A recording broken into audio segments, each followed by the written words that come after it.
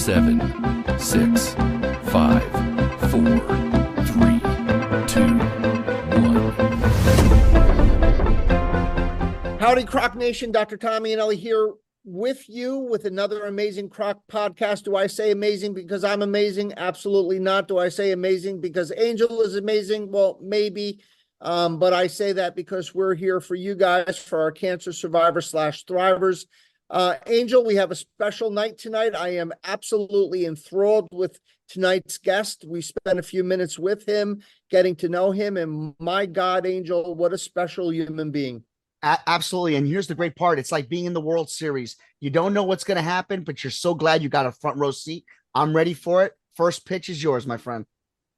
Exactly. So our guest tonight is a very special young man. And before I introduce him and embarrass him, because that's the right that I have as the podcast host, I will tell a little bit of a story. And Sunjay, I love to tell little stories before I start the podcast. So my kids, I've been taking my kids traveling since they've been the size of Angel's kids. So we've been traveling the world for 30 something years. And everywhere I go, I meet a special person, and my kids now in their 30s make fun of me because what I say to that special person is I'll say, Joe, Susie, whatever their name is, I'll say, you're very special. I'm expecting great things from you. And I think that's exactly the truth when I talk about Sunjay Letchuman. Sunjay comes to us from a very interesting background from Louisiana to College Station, Texas, where he distinguished himself. Believe it or not, as a business major, but a healthcare policy, I guess predilection. And now in medical school, going to be starting his third year at Mount Sinai.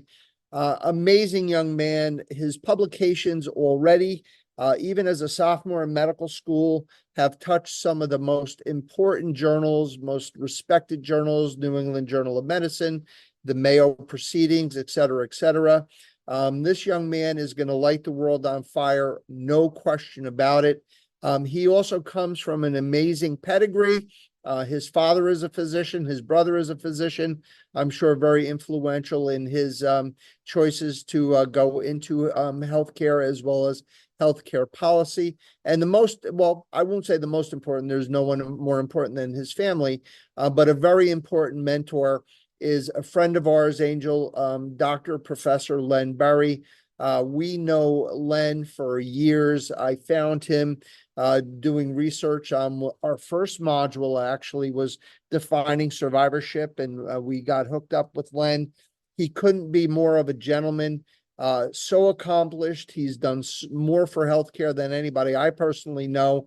He devoted his entire life trying to not take the cold, titanium blade of business, and sort of make cuts and make life, non-human. Instead, he did the opposite. He softened that blade and really has dedicated his life to try to make healthcare and particularly cancer care more friendly, more higher quality, and trying to derive better outcomes. And I think Sunjay, that's a great pedigree to come from. So without further ado, Sunjay, welcome to the CROC podcast. Thanks so much. It's an honor to be here. So Sunjay, we had a very nice conversation before we went live, and I thought it was very wonderful to hear your story, how you ended up at Texas A&M, how you went out there to work with Len and to get your degree, and now in Mount Sinai. Tell me a little bit about, influences from your family, from your dad, and what first sparked your interest in healthcare policy. Of course, it started with my family. I saw my dad going through training growing up. My dad actually went to medical school when he was 35 years old. So I kind of grew up in different places as he went through the paths. I was born right after he finished medical school. Then we moved for his residency at Mayo Clinic in Minnesota. And then we moved to Atlanta and then came to Louisiana. So I kind of got to watch that and learn from him from the start, which was really influential. And as I grew up in Louisiana, I saw, and this has really been pivotal in my thinking, I saw how our healthcare system in our state was so poor compared to other states in terms of outcomes. Um, Almost every outcome you choose were ranked either 48th, 49th, or 50th. And what I really believe is that people in Louisiana deserve the same world-class healthcare as the rest of the country, and they don't have that right now. So I really want to dedicate my life eventually to going back to Louisiana and trying to improve health outcomes in my own community. Well said and beautifully said. And I think that one of the things that interested me when I first found Len, and what interested me to have you on to talk about your paper, is something that's very dear to my heart. It's one of the things that drives me, and that's the broken system of medical care. And as you mentioned, in Louisiana and many other areas. Angel and I live in the Hudson Valley. So we're 70 minutes from where you probably sit right this second, where there's some of the greatest hospitals in the world and some of the greatest access to healthcare in the world. We're absolutely on the other end of that. We are in a rural community. We are in a community with a tremendous amount of minority, what would you say,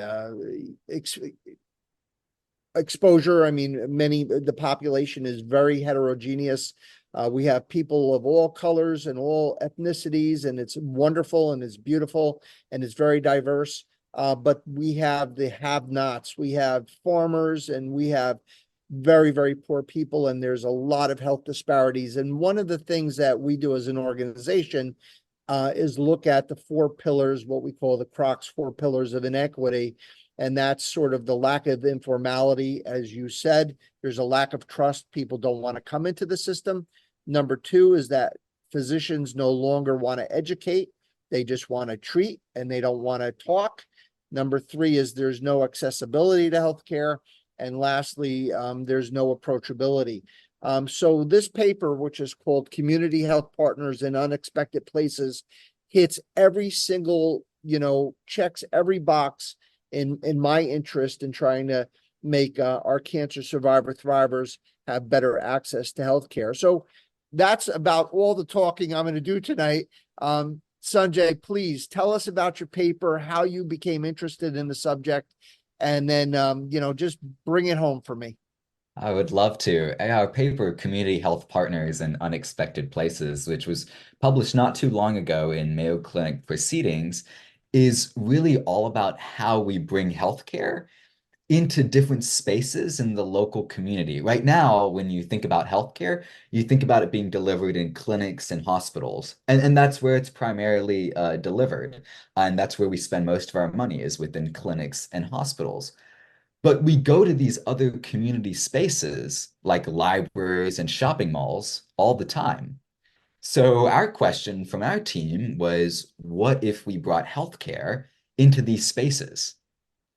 So for people in the community who are the hardest to reach or who are most in need of care, such as people living in rural areas, like you mentioned, health systems and clinics and hospitals should look into these areas for partners.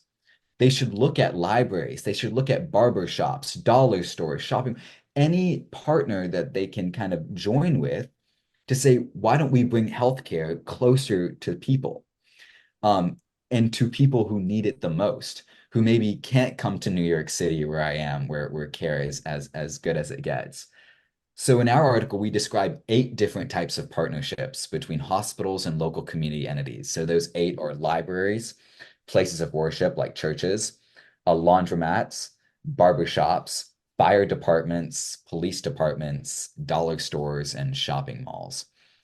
So that's a little bit of a highlight. And what we do is we share lots of examples of where a hospital has partnered with the barbershop, for example, so that there's a nurse in the barbershop or even the barber himself who actually takes blood pressures of the patrons. And then the partnership allows for that patron, if the blood pressure is high, to go to the clinic or hospital to receive follow-up care. And we know that these partnerships work, and we talk about those. Wonderful. And I was going to say that you mentioned the problem with trust. Many times minorities, people of color, and people who don't have, the funds, are very skeptical of the healthcare system. Tell me a little bit about that and how that might play into these partnerships. 100%. The reason we actually want these partnerships to exist with these community entities is because these community places like libraries and barbershops are trusted and they're frequented, meaning that people go to them all the time. You trust your local barber, especially some of these minority populations. They're groups that have been historically and currently marginalized, like Black men who don't visit healthcare facilities as frequently as maybe other populations, but they do trust their local barber. So when a Black man comes into the barber shop and the person he trusts most, his barber, starts the conversation about blood pressure, takes his blood pressure, that's a perfect way to kind of get healthcare to someone who may really need it, but isn't currently receiving it because they're not going to these facilities that have historically marginalized different populations. Very nicely said. You mentioned there's four areas that you studied. You looked at implementation logistics, you looked at funding, you looked at awareness, and then you looked at the operational, how to keep things going. Can you just touch on those four pillars? One of the things we want to make sure we did in the article was not just say that these partnerships are good, but actually encourage health systems to kind of initiate these partnerships. So on implementation, a lot of hospitals may think, well, we don't have the money to do this. This is really expensive. And that's where I want to make one really important point is majority of hospitals in the country are nonprofit hospitals. Over half of all hospitals are nonprofit. When you're a nonprofit hospital, you don't pay taxes. And in exchange for not paying taxes, you have a promise to provide community benefit. Um, One thing that we encourage, and I'm a really big proponent of, is for these nonprofit hospitals to look to these community partners when they're thinking about their community benefit projects. Providing charity care within the walls of their hospital is wonderful, but to really make an impact on community health, we believe that these nonprofit hospitals should look to partner with libraries, look to partner with barbershops. So we kind of give these ideas of how nonprofit hospitals can kind of make this work. And then we give other challenges in our implementation logistics. So for example, one of the topics we discuss is dollar stores. A lot of people don't realize this, but Dollar General is the most in terms of number of locations. It has the most stores out of any other retailer in America. 75% of Americans live within 5 miles of a Dollar General. And this is mostly in rural areas. This is remarkable from a public health standpoint, how many people live within this store. So what we hope for and what we say in the article is can we try to improve health through these dollar stores? Can we try to encourage dollar stores to, for example, maybe increase the number of low sodium food options? And if possible, sometimes this is just not possible, but if possible, bring fresh produce into their locations. And then a really big issue in rural areas is smoking rates. It's a huge issue in my home state of Louisiana, which has the third highest smoking rate in the country. And can these dollar stores potentially think about limiting the expansion of smoking products? It's really hard to ask a dollar store to cut out smoking products in terms of their revenue source. That's almost impractical. But can they limit the expansion of tobacco products? And that's where we discuss some of these challenges is how, and I welcome your thoughts as a physician, how do we encourage these different partners to kind of look to health systems and take on these initiatives? But that's a little bit about that section on implementation. We want these things to be practical. We want these things to be put in place. And then awareness. Oh yes, and awareness. One of the biggest things is you have these partnerships, but no one knows about them. Right? So it's really important to kind of get the word out in a lot of different ways. And health systems as anchors in a community have the most power here. So these partnerships don't work if they're only initiated by the health system, and they don't work if they're only initiated by the by the local community entity like the library. They really take both. So a really great thing is if, for example, at a barber shop, there's a sign that said like you can get your blood pressure taken here. People may not even think about that. Of course, things like podcasts, radio, are all fantastic in health fairs. One example we share in the article is libraries already have a lot of health fairs. They host different things. So kind of setting things up in a library is a really good way to get the word out. Things that are going on in the local community can, kind of be displayed in the lobby of a library, for example. Yeah, well said. And then as far as the day-to-day the continuation of the operations of the project. Sure. That's where the type of partner you choose is really important. So for example, for a barber shop may, they don't have the staff, for example, to have the clinical knowledge to be doing certain tests or to even interpret certain tests. So a barber shop for day-to-day operations may choose to partner with the medical school, where medical students, and this happens at UPenn, where medical students can actually volunteer in a local barbershop taking blood pressures. This is a great way for us medical students to get, kind of clinical exposure in the community. And it's a great way for the barbershops to kind of improve community health. So the day-to-day is one of the trickiest parts, but that's where the partner you choose is really important. Another example we share is with libraries. Libraries are already kind of part of local government. So a really good partner for them to choose is the county health department, which is also part of the local government. It kind of goes hand in hand. That way, operations are much easier than kind of creating something new between entities that aren't connected. Yeah, no, I love it. And everything that, the paper is superb. So let me ask you this. The way I view things, and again, my view of the world is a very small slice of public health, but I am lucky enough to practice in a rural community with healthcare disparities and with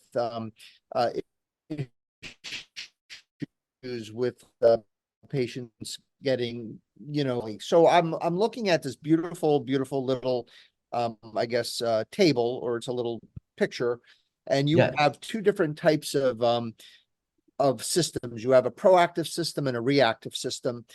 You mentioned libraries. By the way, just to quote you in your paper, the majority of questions that a librarian gets in a library is about healthcare. Yeah, many of them are. Which I don't think anybody really realizes. But on the proactive side, you have sort of programs to educate, to help people see where am I on the map? What is my blood pressure? I haven't had a stroke yet. I haven't had a heart attack. My blood sugar is not 700 yet. Maybe I can get some help to find myself on my healthcare map here. And that, I guess, would be the libraries, the dollar stores, the places of worship, the barbershops, the laundromats. Terrific.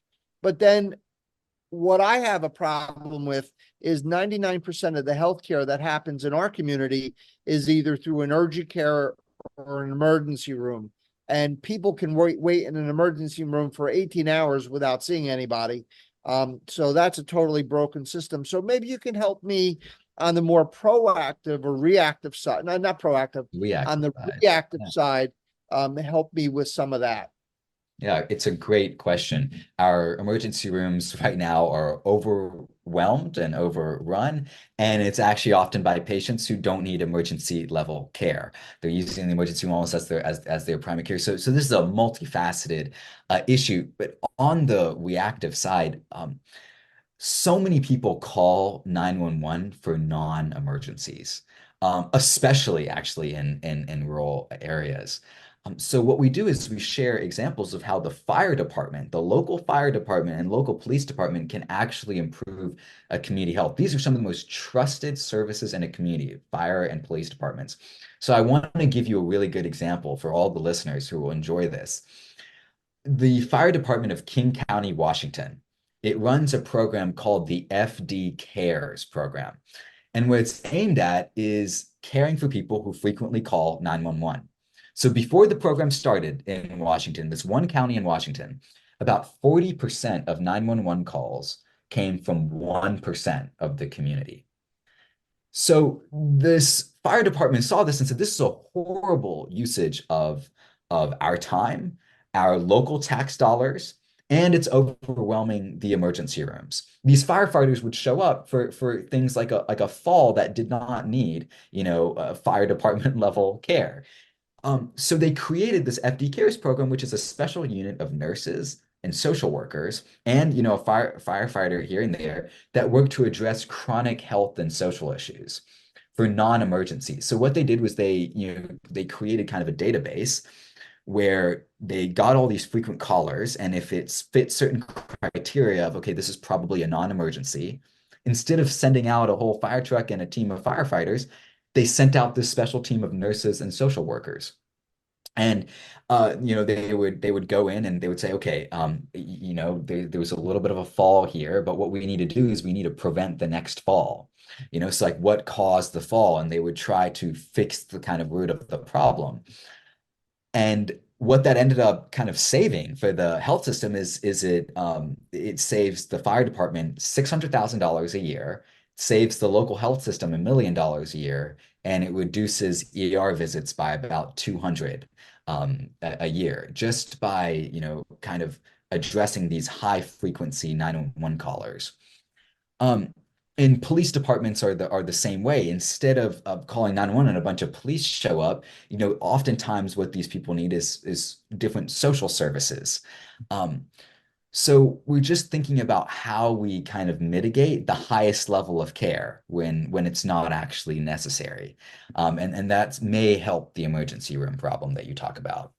Yeah, no, I agree. And I was going to say that you gave us a bunch of examples.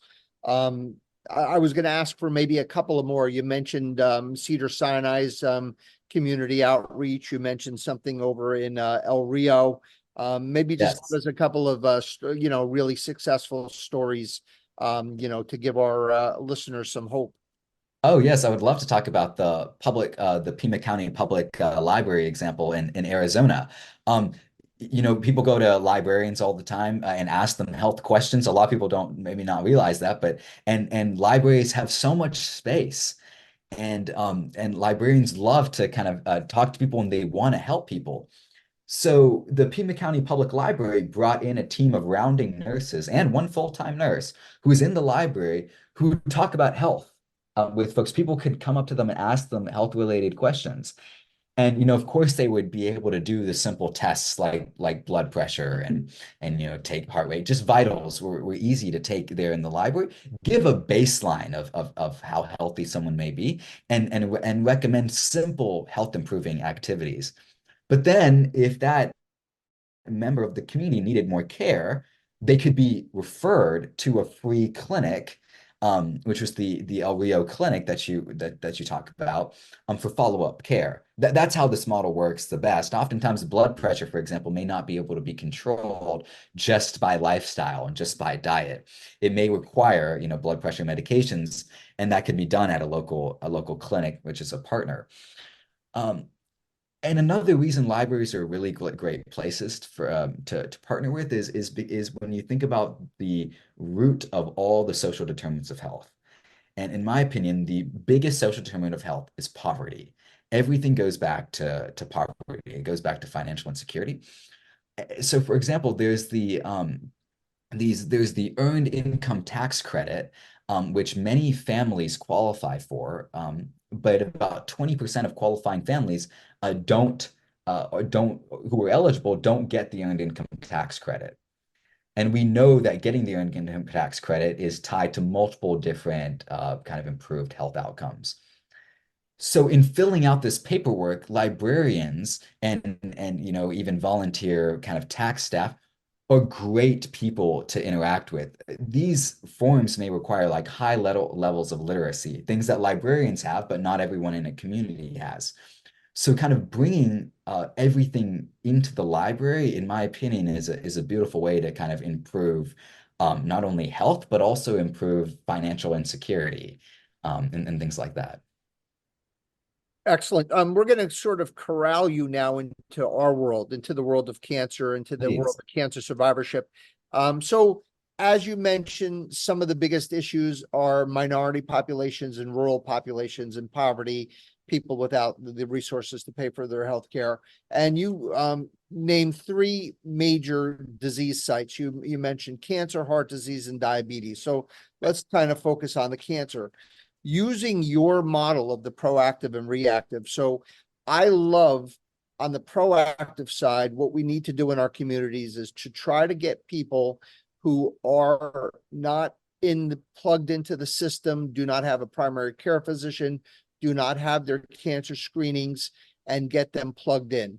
That's key on the proactive side. So here we would either have people not get diagnosed with cancer, but know they don't have cancer, or if they do have cancer, try to bring that train a little to the left and try to catch them at an earlier stage. So that would be, I think, really critical in all communities, especially Okay. ours. On the reactive side, I would love to see some programs put together in the community for our survivors, because the treatments that we give our survivors when they're going through their active treatments are very toxic. And there are so many times that a patient will be getting radiation or chemo radiation for head and neck cancer, and they can't talk and they can't eat and they can't swallow, and they don't have a feeding tube placed because they don't, it just doesn't happen because we're practicing MASH oncology medicine.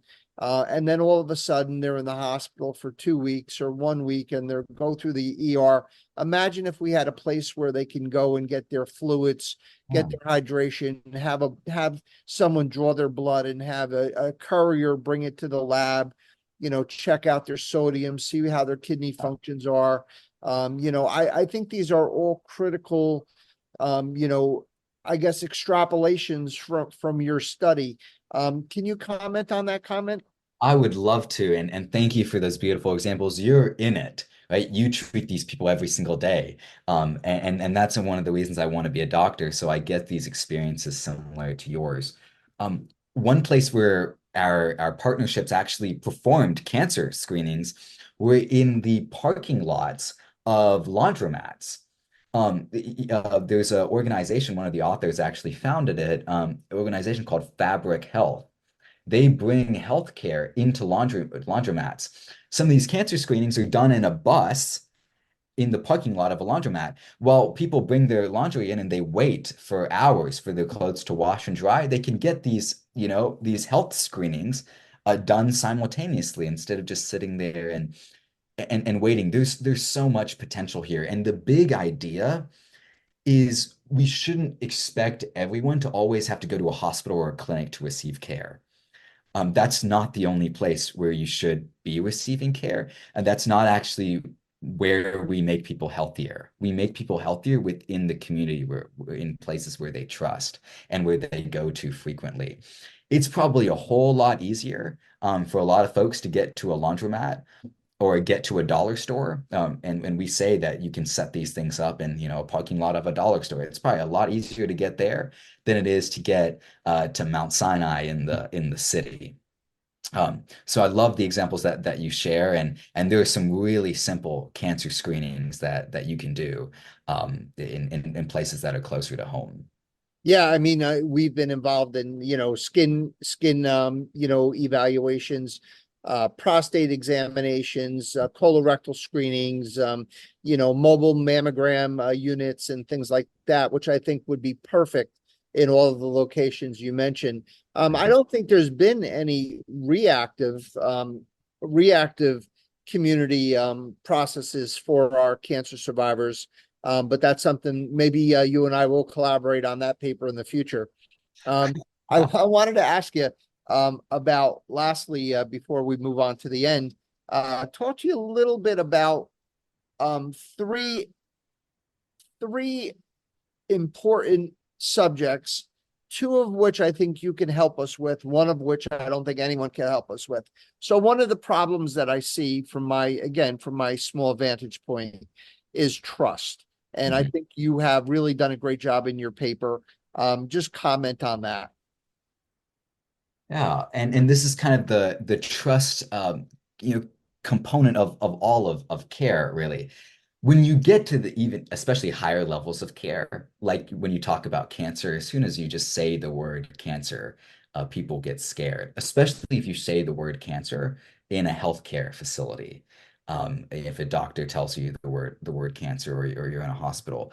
Um, Hospitals and clinics are not what you generally think of when you think, oh, this is the of some people when they think of the place they trust the most. So this whole paper is trying to get at that, is trying to get to places that people trust. People trust their libraries. I don't know anyone who goes to a librarian and doesn't trust them. You walk into a library and say, this is a haven of education. We really need to think about bringing healthcare into these trusted spaces. I think it's so much less intimidating to have a conversation about a cancer screening at a library compared to in a hospital. And that's what we're really trying to get at here. Yeah, and it is really a great point because from our side of the world, and Angel works with me at the hospital. Unfortunately, and I think one of the reasons why we do this podcast and do what we do is because of the broken system and all of the terrible horror stories you hear about the way people interface in a traditional medical system. This broken system starts in your doctor's office, having to wait 3 hours to see a doctor. It's broken in the emergency rooms where people who need emergency room care can't get it because there's just too much volume of bodies that are in the way of them getting their care. It's also the lack of trust that we engender in our patients because of these bad experiences. Angel hears people call Angel every day, screaming at him, telling them their horror stories, and I'm sure he'll mention this when he does his bit, but just the things we hear makes us not trust our own medical system. So all these things that you're mentioning, alternatives and these very, very unique opportunities to partner. The second thing, funding. I Yeah. have not met a person of means, and again, I don't know many people with means, but the few people that I do know who have big money means, I have never seen them part with money very easily. So tell me a little bit about how to get the funding, because at the end of the day, it's all about the almighty dollar. Right. And if we had all the money in the universe, things could certainly be better. But as you mentioned, you want to make sure you spend your money correctly and efficiently. Yeah.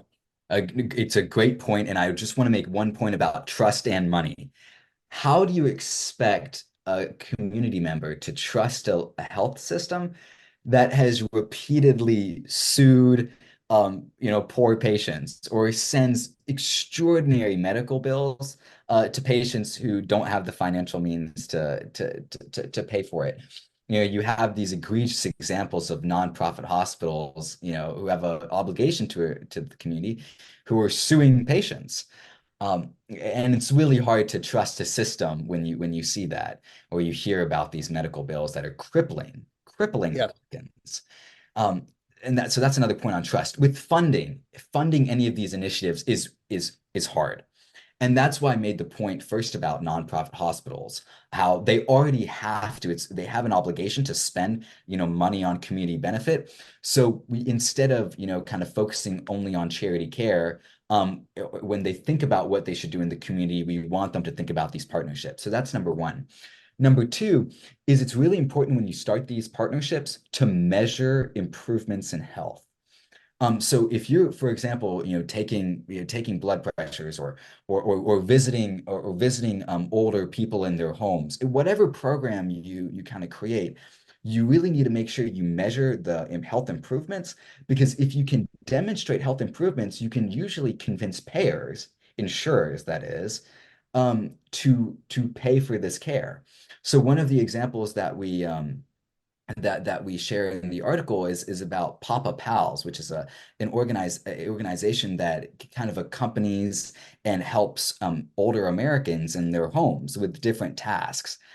And because they've shown health outcomes improve, their services are actually reimbursed by insurance. So that's another way where you can kind of get the funding. And then a third way is the kind of traditional way of applying for grants, which is really traditionally the hardest way because this is so competitive to get money. But one of the biggest points I really want to harp on is that nonprofit hospitals, really have to be providing community benefit already to kind of kind of qualify for their tax exemptions. And we want them to think about these community partners when they think about their community benefit initiatives. Thank you for that, Sanjay. I want to end by talking about the third subject, which I think has no answer, and that's our human nature. So we have Angel, this aspiring, wonderful, good-hearted young man who's going to be a doctor in a year and a half. And, he really has this agenda to try to make the world a better place and to try to really make an impact on the care that people are receiving, especially people he mentioned going back to his home state of Louisiana and maybe changing those numbers instead of being in the 48th and 49th out of 50, maybe bringing it down to the 20th or the 12th or whatever. But the thing that's going to always, be frustrating for all of us is that a lot of times, if not most of the time, people are not wired to do what's in their best interest. Right. And as someone who, is beginning their career, I wanted you to comment on, and you've already learned this at your young age, how do we deal with people who just don't want to do better? People who are going to the laundromat but have no interest in having their blood pressure taken. Men, Black men who are going to the barber shop who have no interest in getting their finger pricked just to check what their hemoglobin A1C is. And just, they're the ones that are going to end up with the amputations. They're the ones who are going to end up with the strokes and the heart attacks. Any comments on that? It really is an impossible question.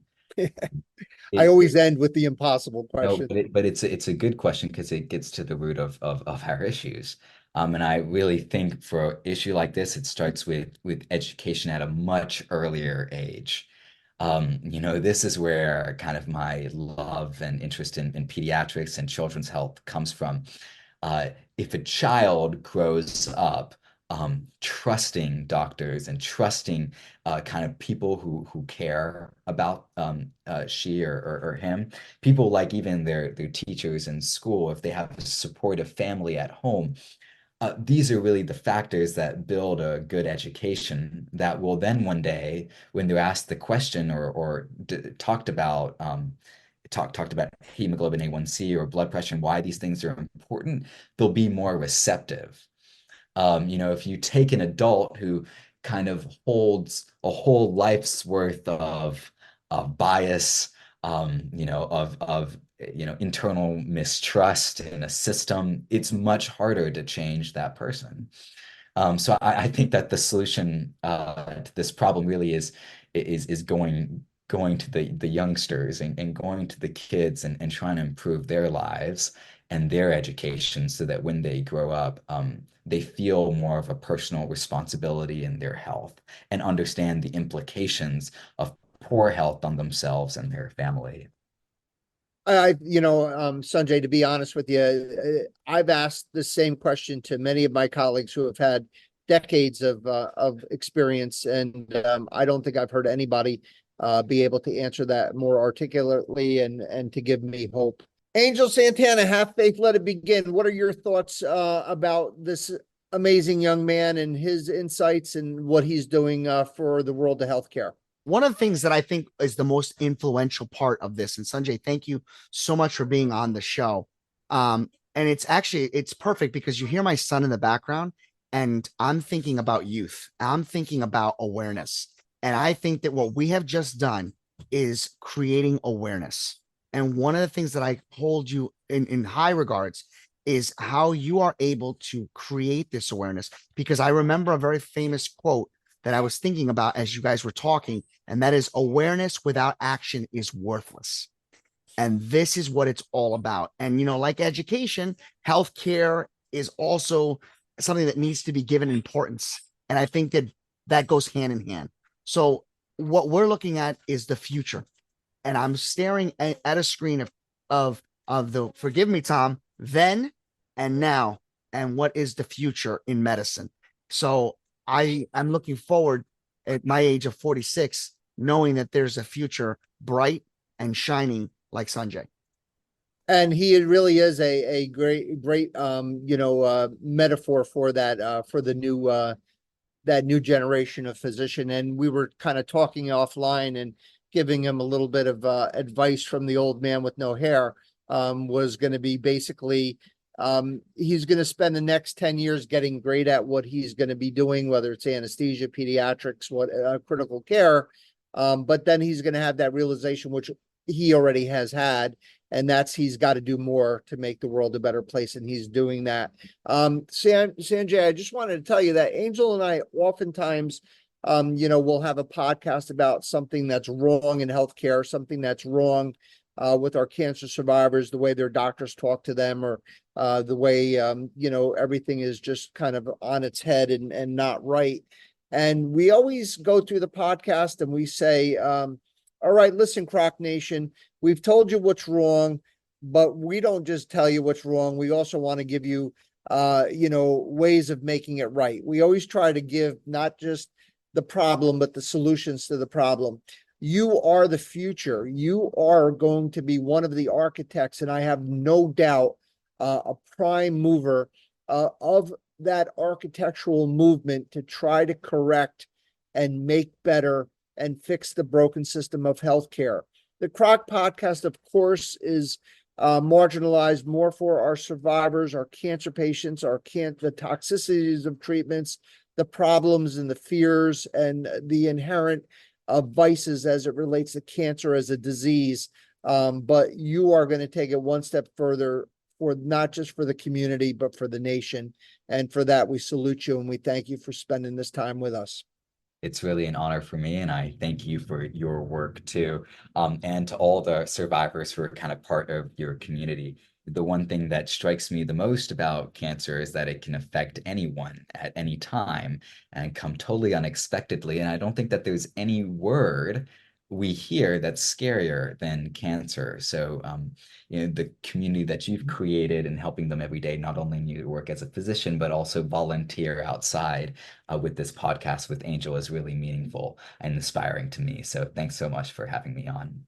Sunjay Letchuman, thank you very much. Community Health Partners in Unexpected Places, for anybody interested. Mayo Clinic Proceedings, published December 2023 in the 98th version of that journal.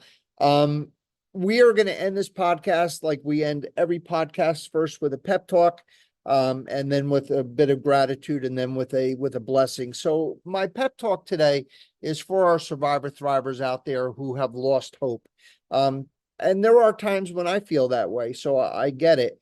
And young men like Sunjay give me hope and give me confidence that the future for you guys, and for survivors that don't even know they're survivors yet, who have yet to get their diagnosis, I'm very, very uplifted by the future that you have. There are people out there, believe me, like Sunjay, like his co-authors, like Len Berry, and like so many others who really want to make your life better.